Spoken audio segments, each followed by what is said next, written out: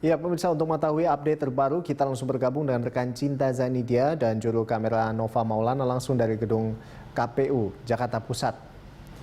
Ya, Cinta, ada sekitar 28 wilayah ini berpotensi calon tunggal. Nah, ini mungkin bisa Anda sampaikan atau jelaskan wilayah mana saja itu?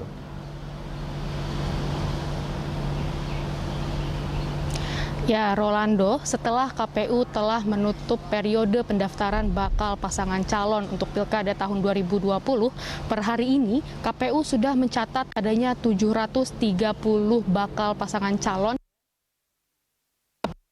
tahun 2020.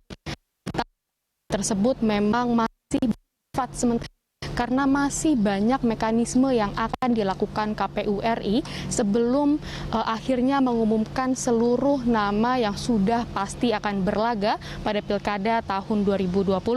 Salah satunya adalah dengan membukanya pendaftaran fase kedua untuk beberapa daerah yang masih mempunyai bakal pasangan calon tunggal.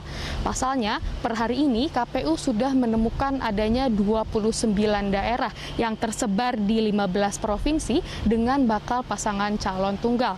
Adapun untuk mengetahui lebih lanjut mengenai manuver tersebut, sekarang ini saya sudah bersama dengan salah satu komisioner KPU, yaitu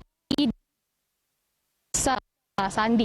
Ya, selamat siang Pak. Selamat siang Pak. Ya, Pak, mungkin bisa langsung dijelaskan saja mengenai mekanisme pembukaan pendaftaran fase 2 di beberapa daerah yang mempunyai satu pasangan calon saja. Ya, terima kasih. Jadi pada prinsipnya ya, KPU telah mengatur ya, bagi daerah-daerah yang hanya ada satu bakal pasangan calon yang mendaftar sampai dengan berakhirnya ya masa pendaftaran pada tanggal 6 September pukul 24.00 waktu setempat, maka kemudian diatur mekanisme ya. Pertama adalah di daerah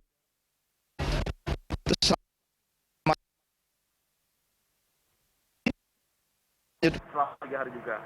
Nah, KPU masing-masing daerah ya sudah kami berikan update ya.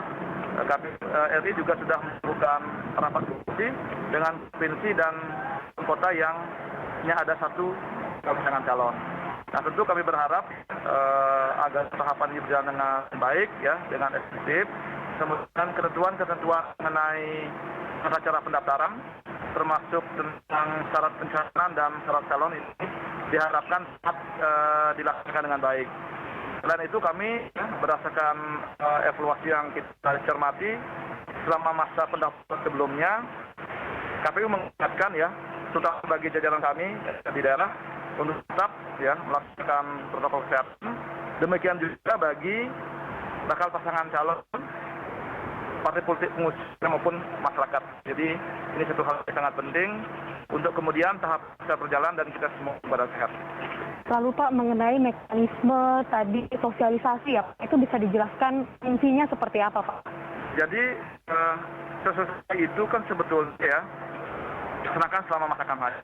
Ya, kami KPU melakukan, kemudian KPU provinsi maupun KPU kabupaten kota. Dan khusus mengenai sosialisasi terkait dengan masa pendaftaran bagi daerah yang hanya memiliki satu bakal pasangan calon, ini fokusnya adalah pertama kepada partai politik yang memiliki fungsi di DPD setempat ya.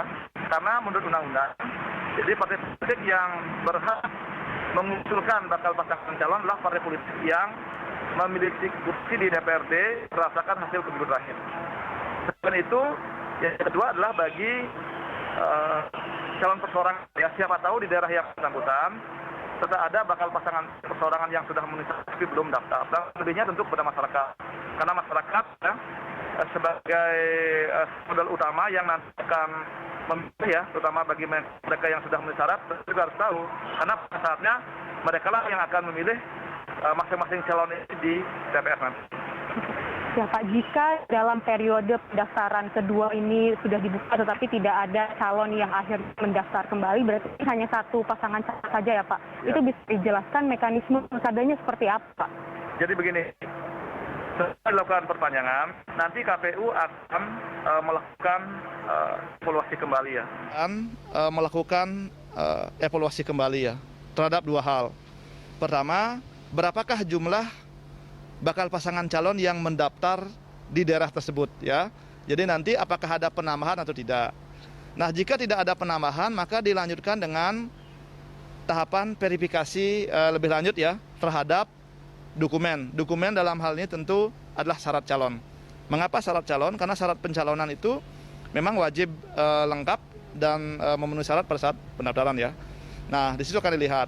Nah, jika ternyata kemudian hanya ada satu ya bakal pasangan calon yang memenuhi syarat ya setelah masa perpanjangan dan sebagainya itu, maka menurut ketentuan di dalam peraturan perundang-undangan termasuk dalam peraturan KPU, maka di daerah itu akan tetap bisa ya, maka kemudian bisa kita sebut sebagai daerah yang menyelenggarakan.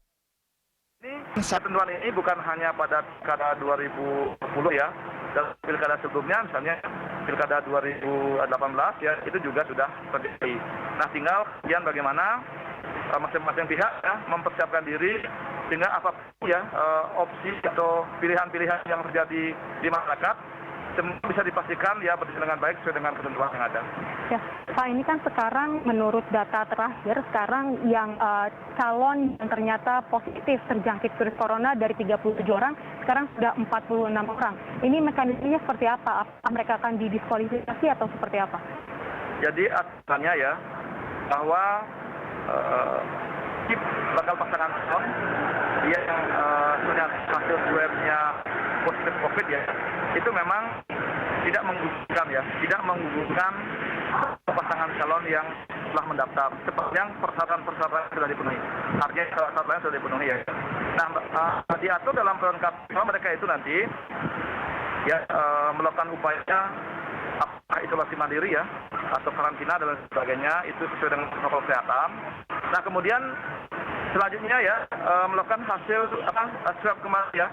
Jika nanti hasilnya sudah negatif maka tahapannya akan dilanjutkan dalam bentuk ya misalnya pemeriksaan kesehatan ya, kemudian verifikasi syarat calon dan seterusnya, kemudian pada saatnya nanti ditetapkan sebagai pasangan calon. Oke, Pak, tapi kalau misalnya di saat ditetapkannya mereka sebagai pasangan calon tetapi calon tersebut masih positif corona, ini seperti apa Pak mekanismenya? Apakah akhirnya akan didiskualifikasi atau bagaimana? Begini, hal ini juga sudah diantisipasi oleh KPU ya.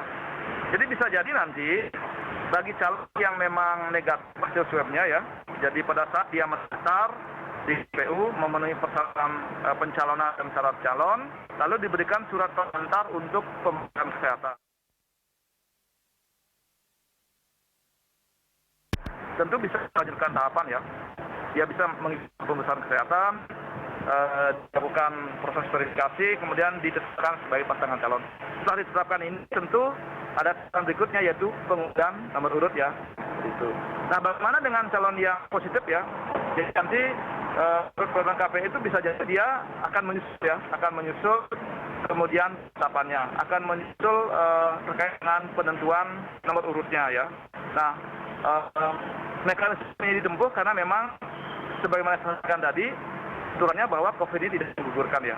Nah, jadi kita lihat dalam perkembangannya, karena ini hal yang baru ya, baru pertama kali ya penyelenggaraan pilkada di masa pandemi ini, tentu kita harus terus berkoordinasi ya untuk melihat perkembangan. Tapi harapan kami dengan mekanisme ini ya, bagi bakal pasangan calon yang positif itu kami harapkan, kami doakan ya, mudah-mudahan beliau-beliau itu kemudian sehat ya setelah kembali hasilnya negatif dan bisa mengikuti tahapan selanjutnya. Gitu. Baik, terima kasih Pak.